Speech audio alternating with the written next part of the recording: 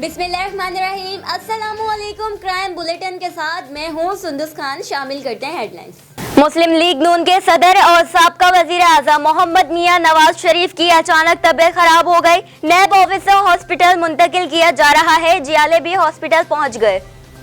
Pakistan rangers Sindh ने शहर के मुख्तलिफ इलाकों में कार्रवाई करते हुए 17 मुल्जिमान को गिरफ्तार कर लिया, जो लूटमार, डकैती और स्ट्रीट क्राइम की मुतअद्दिद वारदातों में मुलव्विस है। मुल्जिमान के खिलाफ मुकदमा दर्ज, तफ्तीश जारी।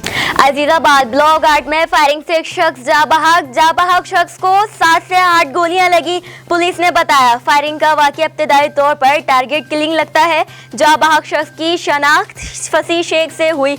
मकतूल के पास से मोबाइल फोन, नकदी और दीगर सामान बरामद। पुलिस जराये का कहना है हमलावर 2 मोटरसाइकिलों पर सवार थे, जिनकी तादाद 4 बताई जाती है। दौरे ऑस्ट्रेलिया के लिए टेस्ट और T20 टीमों का ऐलान। सरफराज अहमद की कप्तानी के बाद स्क्वाड से भी छुट्टी। सरफराज अहमद का मुस्तकबिल में क्या होगा? चीफ सेलेक्टर मिसबाउल हक कहते हैं सरफराज के लिए वापसी का रास्ता आसान है। डोमेस्टिक क्रिकेट में परफॉर्म करके दिखाए, दरवाजे खुले हैं।